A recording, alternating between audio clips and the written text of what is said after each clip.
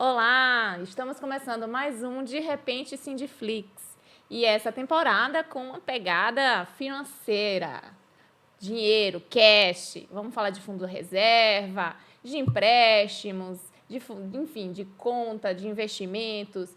Vamos adentrar nessa área, esclarecer todas as dúvidas dos nossos telespectadores.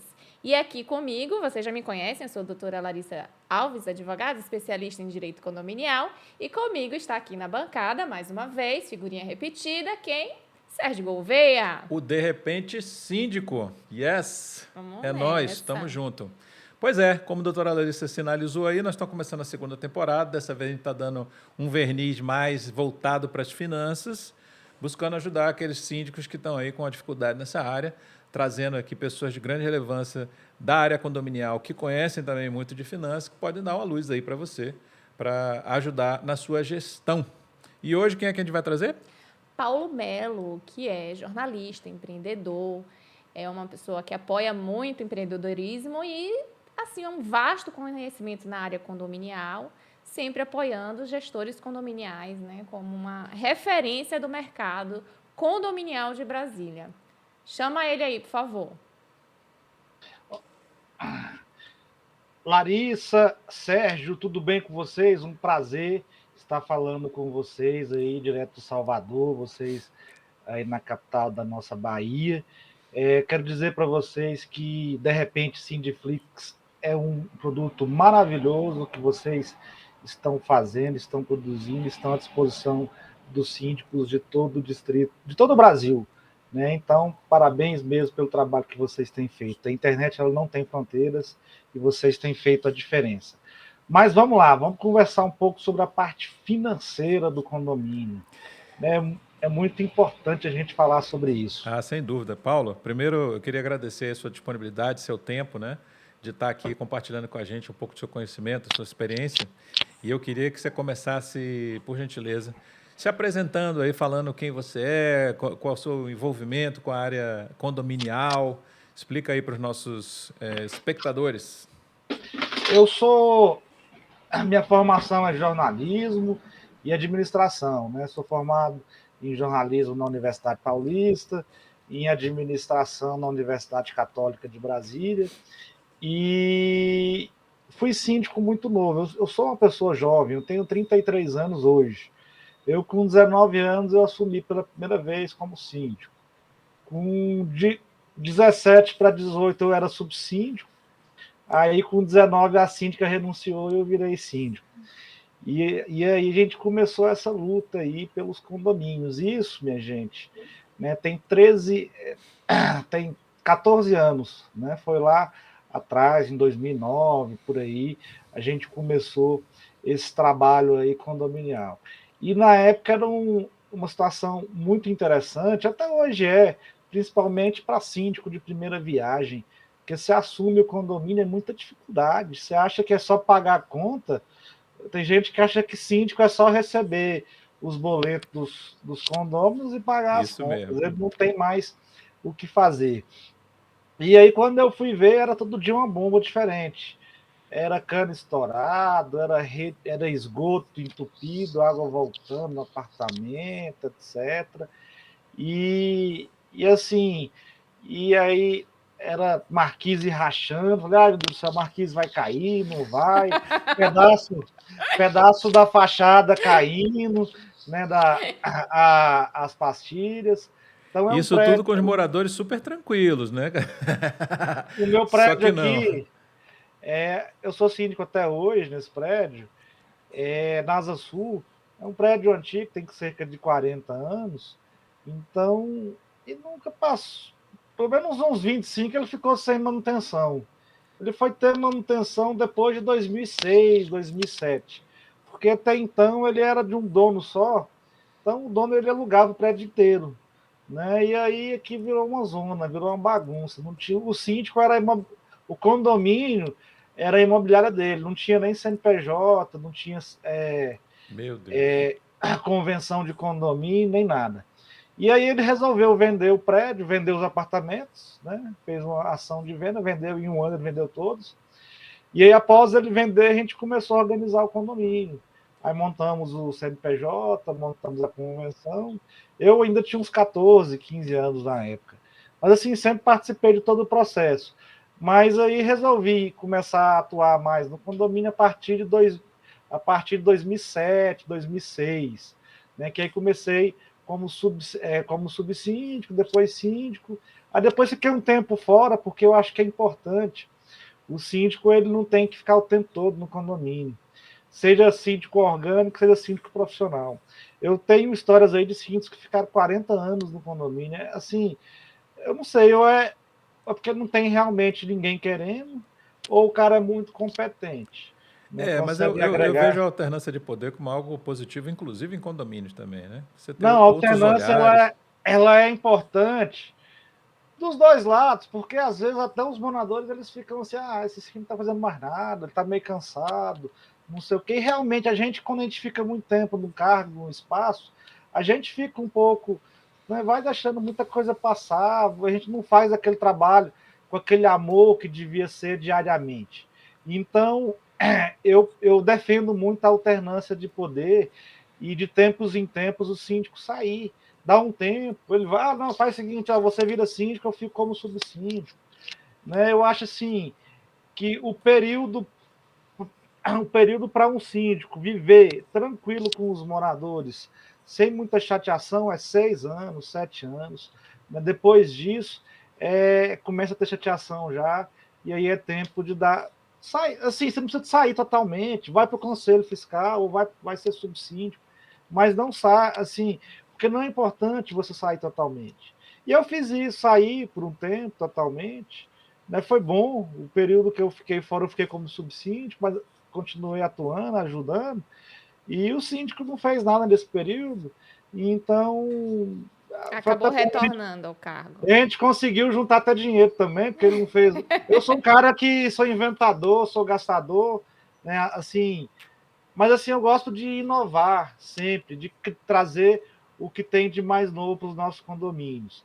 E falando nisso, né, nessa parte financeira do condomínio, é importante, primeiro, que o síndico tenha mais de uma conta do condomínio, ele não fique preso somente a um banco. Né?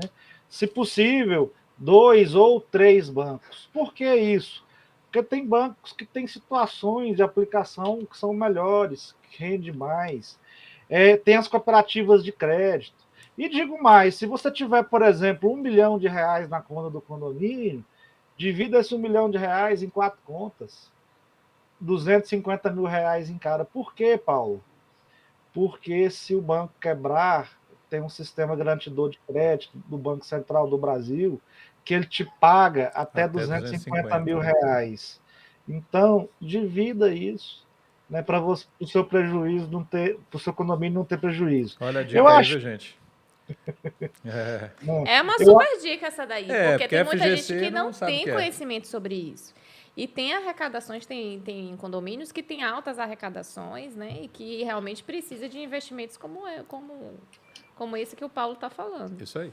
e você pode fazer, os síndicos, nós síndicos fazemos uma confusão na separação de taxa extra, taxa ordinária, fundo de reserva.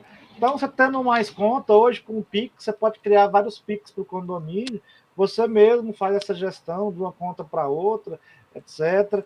Né? Então, assim, Eu e é queria, eu importante. queria fazer um parênteses nisso, porque isso é uma das coisas, talvez dos erros mais recorrentes que eu vejo quando eu faço qualquer consultoria ou ajudo qualquer síndico a analisar o que está acontecendo, que pede para analisar balanceio e tudo mais. O que eu mais vejo é receita extraordinária entrando para custear despesa ordinária. Aí o cara olha lá na conta, né? Ele vê na conta corrente, tá tudo misturado, foi tudo no mesmo bolo. Ele olha receita ordinária, extraordinária, 3 fundos diferentes, tá tudo na mesma conta, junta um Não bolo, sabe o ele que é acha que cada coisa, não né? sabe. Quando você pergunta, vem cá, quanto é que você tem aí de taxa de fundo Fundo reserva. trabalhista? Fundo Fundo reserva, de reserva, pronto. que é tão Quanto simples. é? Quanto você, desse tanto que tem na conta, quanto é de fundo de reserva? Rapaz, não sei não, velho. Tem que perguntar para o administrador, tem que perguntar ao contador, não sei o quê. Isso é uma das coisas que mais acontece, então eu queria sublinhar aqui, botar em negrito, isso que o Paulo acabou de falar, para você ficar atento. E aí, Paulo, pegando já o gancho no que você está falando, quais são as dicas que você pode dar para os síndicos para que eles evitem que toda essa receita vão para o mesmo saco e ele não consiga mais enxergar o que é o quê? Primeiro tem que ter um apoio da contabilidade, da administradora de condomínio. Se não tiver esse apoio, o síndico muitas vezes ele se perde mesmo, né? Então, não sei, geralmente o síndico ele recebe até uma listagem, um checklist das contas a pagar do mês, tal, luz, telefone, internet, as empresas terceirizadoras, já com as retenções, o que ele tem que pagar, etc. É importante colocar também o que ele tem que sacar, por exemplo, do fundo de reserva e guardar, né, em outra conta, né, separar isso daí. A confusão ela acontece porque tem condomínio que mistura tudo, entendeu? E aí vira um samba do crioulo doido. É bem isso mesmo. Eu vejo alguns condomínios utilizando essa estratégia, né, diversificar por contas, ou contas diferentes do mesmo banco, ou contas em bancos diferentes também.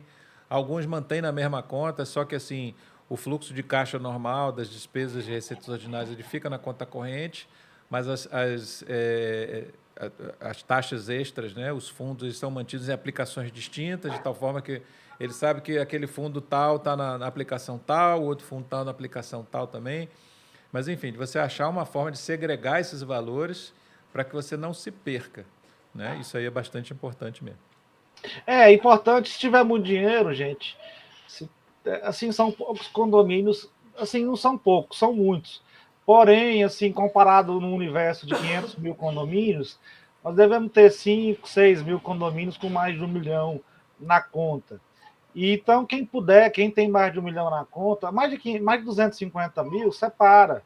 Né? Separa numa conta 250, na outra mais. Por quê? Sei lá, vai que um banco desse uma hora quebra.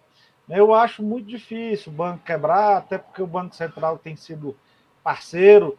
Aquele banco do Silvio Santos quase quebrou uma vez, o banco. Esqueci o nome dele agora. E a Caixa chegou junto, Banco Pan, comprou o banco, né, investiram lá, tal, conseguiram, né, reorganizar. Acontece muito pontualmente, às vezes, de cooperativa de crédito ter algum problema. Mas também, geralmente, uma cooperativa maior acaba comprando essa menor, acaba assumindo, né, para poder cuidar dessa cooperativa. E isso daí vai ser uma tendência no mercado. E também agora existem muitos bancos também digitais, inclusive para condomínios. Parece que até uma empresa aí tem um banco digital também, acho que é Superlógica, se eu não me engano. Tem um outro também aí. Então, assim, pode diversificar ao máximo possível, tentar buscar também aplicações, né, que rendem mais. E, pelo amor de Deus, viu, gente? Não vai investir dinheiro de condomínio em criptomoeda, não. Você sabe que eu salvei muita gente de entrar em algumas pirâmides de criptomoeda, né? Porque o que eles falam para essas pessoas prometem retornos de 3% de valorização ao dia. E aí os que têm uma educação financeira um pouco mais frágil, eles param e pensam assim, cara, 3% não é tanto assim, 3% ao dia, deve dar. Só que isso daí, gente, é capitalizado por juros compostos. Né? Então, uma aplicação de R$ 100, por exemplo, que uma pessoa faça a 3% ao dia, no final de um ano, dá mais de 4.800.000. E aí eu pergunto a você, parece realista? Você está achando que 3% ao dia é realista? Beleza. Parece realista você transformar R$ 100 em mais de 4, quase 5 milhões em um ano? Não, né? Então, assim, é preciso alguma educação financeira, porque você não caia em algumas balelas que ocorrem no mercado. Foi bem pontuado aí pelo Paulo a questão de criptomoeda. Criptomoeda é um ativo financeiro, beleza, mas você tem que ter muito cuidado, porque ele tem altíssimo risco, volatilidade imensa, tem uma alavancagem imensa também, tem muito risco, precisa de muito conhecimento para fazer o que... Nem especialistas hoje, né, eles consegue, recomendam assim você entrar nesse mercado de cripto sem você ter uma noção básica de como fazer as transações. Eu diria aí. até além da básica, né? É uma coisa que realmente precisa de muita coisa. Bom, mas eu tenho uma pergunta aqui objetiva, saindo desse mundo obscuro aí, que é o seguinte. É bem comum para aqueles condomínios que têm o fundo de reserva, que está certo, tá? Instituir aquele valor e eles vão arrecadando fundo de reserva, vai arrecadando, vai arrecadando, vai arrecadando, vai arrecadando e vai arrecadando e os anos vão passando e vai arrecadando, vai E arrecadando. aquele dinheiro vai ficando lá. E vai E ficando lá. nunca para de E arrecadar. nunca para de arrecadar. Qual é o objetivo do fundo de reserva? Ele formar um colchão financeiro para despesas imprevistas, vultosas, para não dar um impacto no seu caixa, para você estar desprevenido. Ok. Esse dinheiro pode ser usado para outra coisa? Pode, contanto que a Assembleia assim autorize. Mas vamos dizer que os anos estão passando, que nenhum imprevisto aconteceu e que o condomínio não decidiu utilizar aquele dinheiro para nenhuma obra, nenhuma benfeitoria, nem nada. Minha pergunta para você: você é favorável que o fundo de reserva seja arrecadado, né, ad eternum, já que a nossa amiga aqui adora um latim, ou você acha que isso deve ter um teto? Eu acredito que aí depende do condomínio, né? Eu sempre defendi um teto de 2 ou 3 arrecadações mensais, né? Que mesmo se o condomínio ficar 2 meses, 3 meses sem receber nada, ele consegue se manter. Mas aí depende da situação do condomínio. Se for um condomínio que tem necessidades de realizações de obras, etc., eu acho que podia continuar juntando, e lá na frente você faz uma assembleia e aí você transforma esse dinheiro, né, para poder somar, talvez com uma outra taxa que possa vir também, extraordinária, para poder fazer uma reforma. É sempre importante lembrar que o fundo de reserva ele é uma taxa ordinária. Então, quem paga é o inquilino, né, é o morador do apartamento que está lá, né, morando mesmo. Já a taxa extraordinária, quem paga é o proprietário, porque a princípio ela seria para poder executar melhorias na edificação. Só que aí tem algumas pessoas, inclusive quero fazer aqui um papel de advogado do diabo, muitos estudiosos, muitos advogados, né, que falam que não pode também utilizar o fundo de reserva para execução de algumas obras, que uma vez que quem pagou isso foram os condôminos, né, os moradores dos apartamentos. E muitas vezes investimento tem que ser feito pelo proprietário diretamente, né, não por inquilino, nem nada. Eu, particularmente, acho que aí tem que dar uma olhada em cada caso. Porque tem condomínios que, às vezes, esse dinheiro de fundo reserva você usa para uma ação de manutenção emergencial. Às vezes você junta um dinheiro do fundo reserva para poder fazer uma obra, né, de manutenção também no condomínio, por exemplo. Aí, assim, a gente tem que sempre que pensar no melhor para o condomínio. Mas eu acho que tem que ter um teto, sim, de arrecadação de fundo de reserva, que poderia ser 3, ou uma, ou 2, cada condomínio cria a sua regra. Tem convenções que já vem estipulado, né? O valor máximo a ser arrecadado. E algumas convenções são omissas e, geralmente, quando a assessoria jurídica entra no condomínio, é um dos pontos que você estabelece lá. Entra, faz a régua de cobrança certinho. E aí estipula também tanto o percentual, né? Que tem convenções que mencionam assim, ó, até 10%. Então, até 10% pode ser 1, 2, 3, 4, 5, né? Então, assim, às vezes é interessante também levar para a Assembleia para estipular o percentual e o teto, né? O valor máximo a ser arrecadado. E quando chega nesse valor, né, máximo, você para de arrecadar. Algumas convenções também mencionam um valor mínimo, né? Esse valor mínimo é no sentido assim, ó, houve uma despesa. Você pode até usar o fundo todo, mas você tem que, em casos específicos, né, que mencionam essa arrecadação mínima, você tem que fazer a reposição imediata. Então, assim, tem condomínios que a gente precisou gastar o dinheiro, a gente vai fazer a arrecadação paulatinamente, né, nesses percentuais, e tem condomínio que não. A gente vai ter que fazer uma recomposição imediata para sanar esse valor mínimo, né, deixar um valor base para se porventura aconteça mais incidente. E nesses casos, assim, você vai ter esse valor e depois você vai voltar a arrecadar até o valor teto novamente. A questão dessa doutrinária, né, se pode gastar em relação à obra ou não, acaba que, assim, na prática, eu também não, assim, trabalho já há muito tempo em condomínios e nunca vi, né, nenhum condômino realmente entrar na justiça para pedir que esse valor não seja gasto. Então, assim, acaba que é uma discussão doutrinária, praticamente, assim, tem alguns julgados, assim, espaços, mas acaba que, assim, efetivamente, na prática, o condomínio gasta. E você tem tido essa experiência também, Paulo? Assim, no final das contas, acaba que gasta, não se entra muito nessa discussão, né? A maioria dos moradores nem sabe, né, muito dessa diferença do valor que ele está pagando como fundo reserva, não deveria ser utilizado para uma despesa de melhoria. Acaba que a maioria dos moradores nem sabem disso, né? Os que Na às verdade, é o vezes seguinte, reclamariam, né, dessa situação. existem duas situações. Primeiro, condomínios que às vezes nem colocam no boleto lá o fundo de reserva, às vezes nem tem realmente, né? E a segunda situação, é, vamos pensar o seguinte aqui, doutora Larissa, o fundo de reserva do condomínio, ele, quando ele está disposto, quando ele está na convenção, ele tem que ser colocado na previsão orçamentária. Aí vamos supor que nós fechamos uma taxa de condomínio de R$ 700. Vamos ficar mais fácil, R$ 1.000. E aí o fundo de reserva vai ser, sei lá, 5%, né, de R$ 1.000, seria R$ 50. Então a taxa seria R$ 1.050. Aí vamos supor, o morador recebe o boleto, entendeu que ia ser R$ 1.000. Chega no mês seguinte, a taxa vai a R$ 1.050. Né? Aí, mas não falou do fundo de reserva, eu não lembrei, mas tem.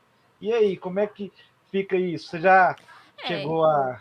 A gente já, na verdade, assim, quando a assessoria jurídica está presente, a gente já faz essa ressalva, né? Porque às vezes é um lapso, né? Que o pessoal esquece de colocar, mas o fundo reserva ele é obrigatório. De fato, tem que estar deliberado lá, né? Para a gente evitar esse tipo de problema.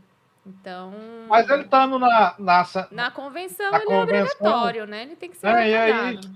talvez o que o síndico tem que fazer é só uma carta explicativa, explicando aos condôminos, né, que tem um fundo de reserva que não está sendo cobrado e que vai ser cobrado a partir de agora e vai ser uma arrecadação exclusiva, né, para fatos, né, que podem acontecer. Mas, assim, o que você falou com relação às obras, eu também nunca vi nenhum condômino entrando na justiça contra a execução das obras com dinheiro de fundo de reserva. Mas, claro, o síndico tem que fazer cumprir as A regras. O lei, que é? com certeza. É chamar uma assembleia Aprovar. e a assembleia aprovar a utilização desse recurso para isso. Ah, o síndico, Paulo, eu não tem dinheiro, não sei o quê, mas eu quero fazer, por exemplo, uma iluminação, um telhado de energia solar.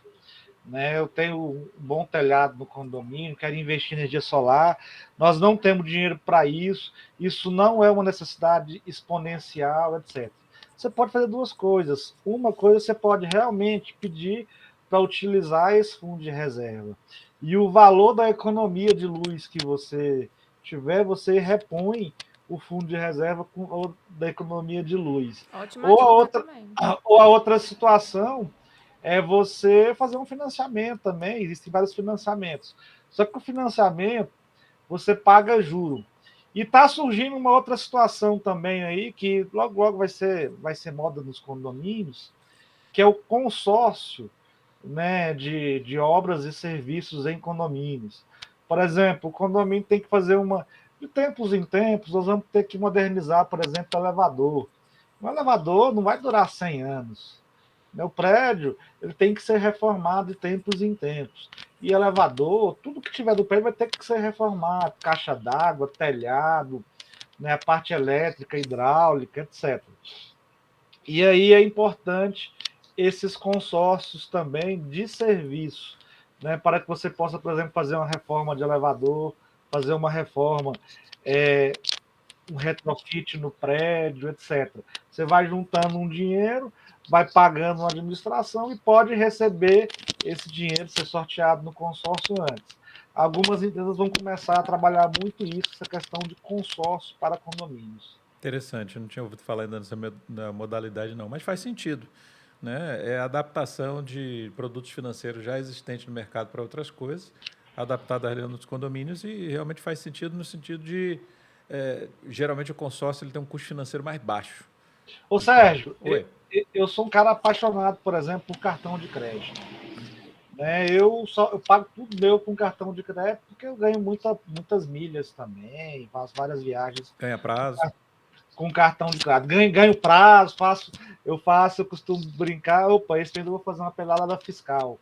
Né? Porque e agora os cartões agora diminuíram, né? Tinha um prazo maior antes do fechamento da fatura, né? Para você poder começar a comprar para poder pagar na próxima fatura. Diminuiu esse prazo. Mas mesmo assim continua sendo bom. E aí o que acontece? Eu queria pagar o condomínio, por exemplo, com cartão de crédito. Assim, é algo que tem que ser pensado, né, e tem que começar a ser feito até mesmo por recorrência. Coloca lá o morador para ir pagando no cartão de crédito recorrente todo mês, já vai automaticamente já no cartão de crédito dele, etc. Eu acho que é uma forma até de reduzir a inadimplência. E hoje, sinceramente, eu te digo uma coisa, antigamente eu pagava como pessoa física, uns 30, 40 boletos. Hoje eu devo pagar uns 7 ou 8, porque eu tento jogar tudo no cartão de crédito. Lá eu olho melhor, eu controlo melhor. E hoje tem muito boleto falso também, que é outra situação muito difícil. Tem. Então, eu acho que mais uma vez, eu acho que faz todo sentido se pensar em Modalidade diferente dessa questão de do cartão de crédito com um pagamento recorrente. Para quem não conhece aí, você está assistindo a gente, não sabe o que é pagamento recorrente, é o seguinte: quando você paga alguma coisa no cartão de crédito, este pagamento ele vai comer um pedaço daquele limite que você tem contratado com o cartão. Então, se você tem R$1.000, pagou 500, você só tem mais 500 de limite. Já o pagamento recorrente, ele não come esse limite. Você tem aquela despesa contratada mensalmente e ter ela contratada não vai afetar em nada o seu limite. Que não é uma compra parcelada, né? Não é uma compra parcelada, ela apenas está prevista que vai acontecer de novo, todos os meses. Eu, por exemplo, tenho essa modalidade de pagamento na academia de ginástica das minhas filhas. É pagamento recorrente, não eu uso muito isso na Netflix, na academia de ginástica. Enfim, Né? tem bastante. Vários, E faz sentido que venha para o mundo dos condomínios. Agora, o que os condomínios usam muito, para você, mais uma vez, que talvez não saiba, é uma coisa chamada DDA, que é débito direto autorizado, que é basicamente o seguinte: um serviço oferecido pelo Banco Central, onde ele triangula credor, pagador e o próprio Banco Central, através do seu CPF, faz essa conexão. Ou seja, quando o credor emite um título contra o seu CPF, contra no sentido de cobrando de você, não é nada contra não, tá? Gerando uma dívida, né? Gerando uma dívida relativa àquele CPF, ele já coloca aquela dívida disponível dentro do seu banco. Ele enxerga que você tem uma conta ali naquele banco e coloca lá dentro. Você tem que autorizar isso. É o débito automático, né? Não, não é Assim, o débito automático. Não é não. Não.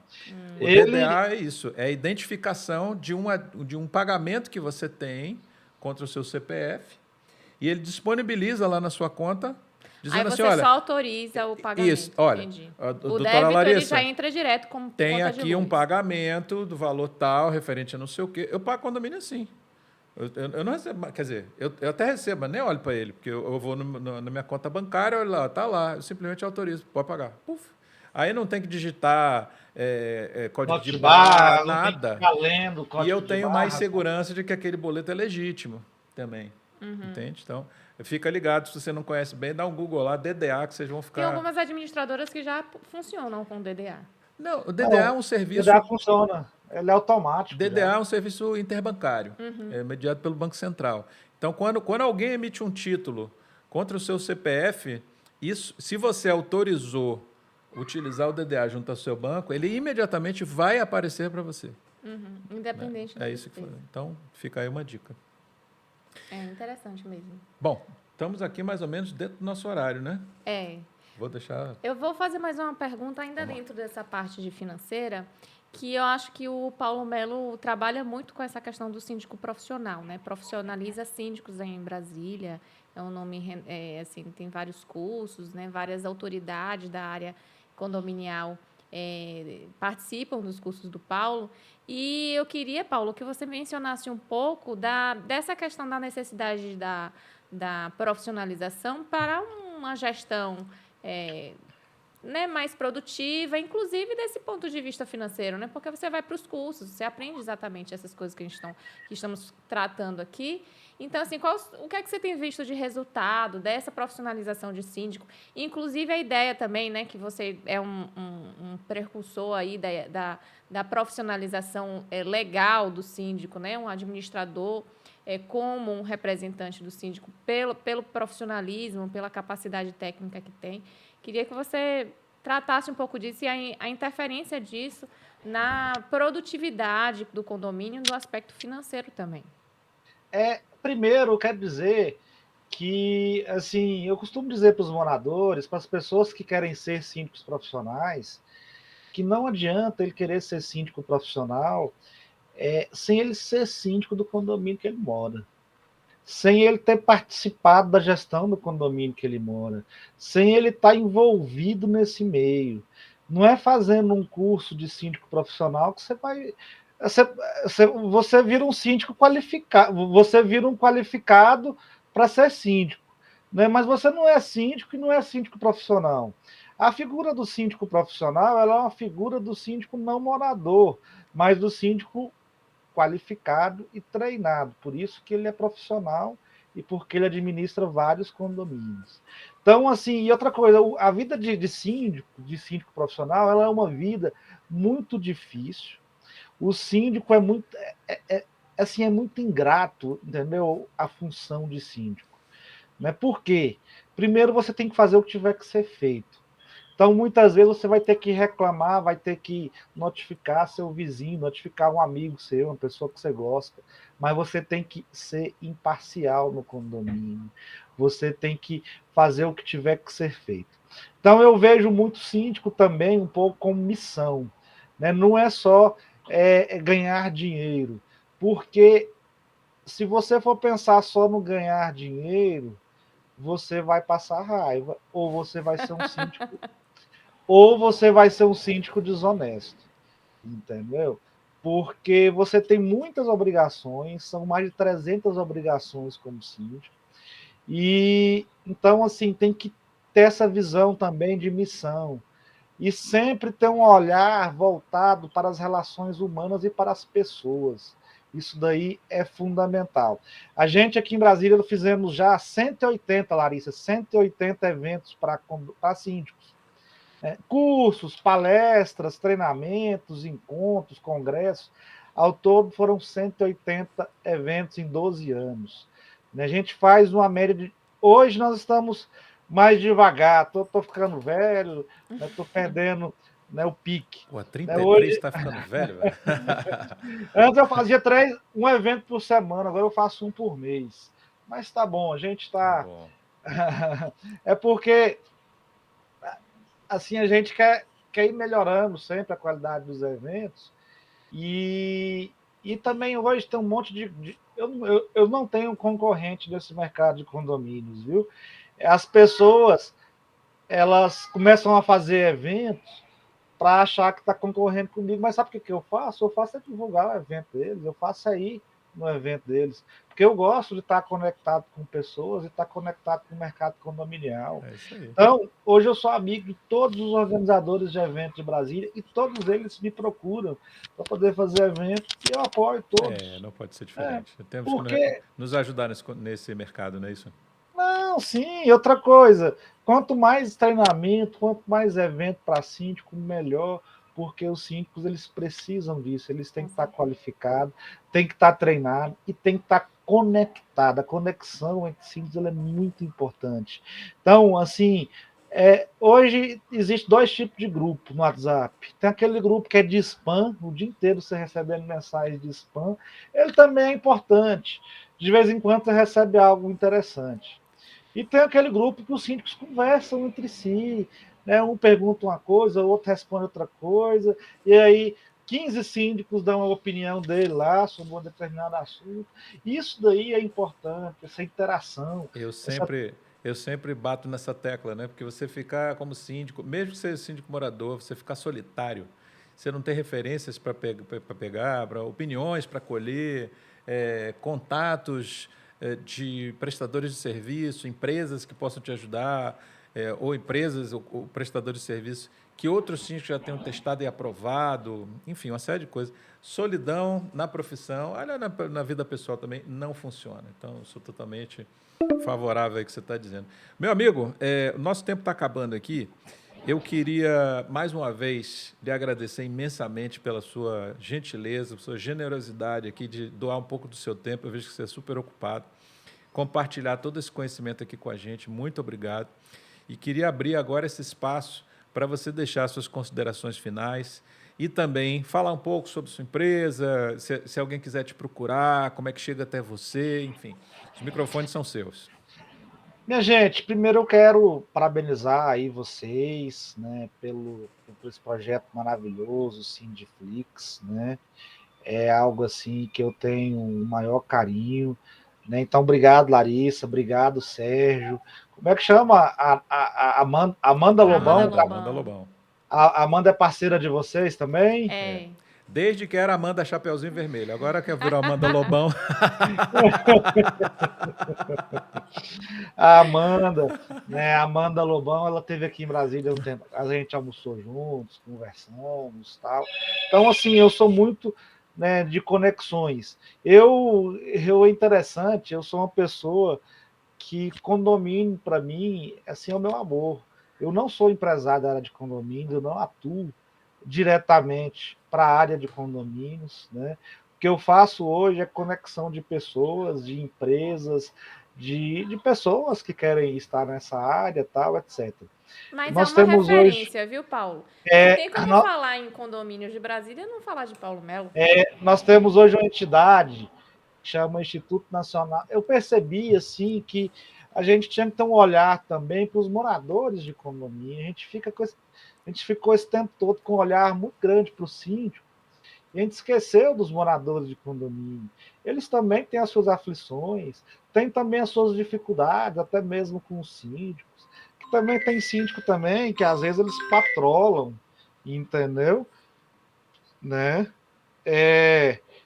Então, é importante que vocês possam, que a gente possa ter esse olhar para os moradores de condomínio. E os moradores de condomínio, eles são pessoas fundamentais para a gestão de nossos condomínios.